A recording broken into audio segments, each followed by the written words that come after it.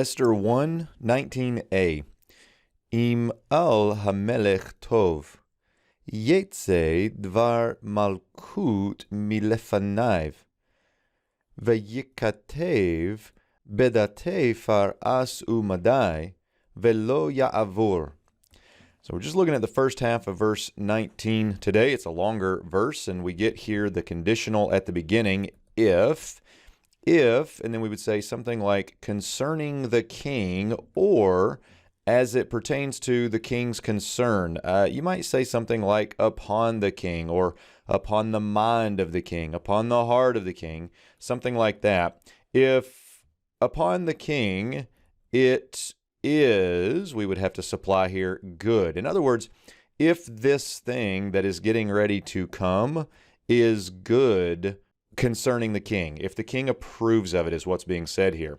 Next, we get the call imperfect 3ms of the verbal root yatsa. And the trick here is that this is a one vav yod verb. So let me just extend that yod down a little bit.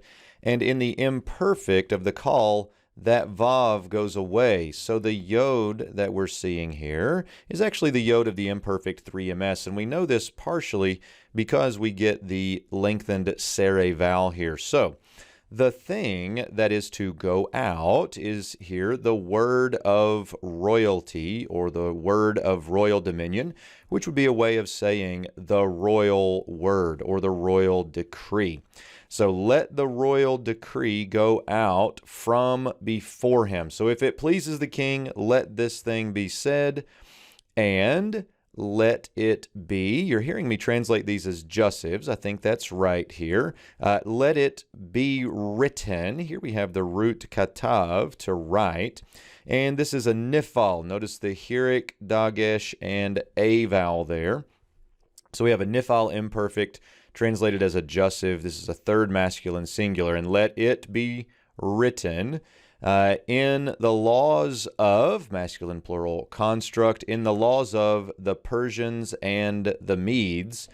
And next we get the negation, and not let it pass by or pass away. Here the verbal root is ayin beit resh. This is a call imperfect 3ms again. Notice the yod performative here. Notice also that the schwa flips to a composite schwa, and the performative vowel is no longer a hirik, it is a patach, probably due to the one guttural right here. And then lastly, notice we get the O vowel written fully, just a unique feature there of this particular form. And do not let it pass away.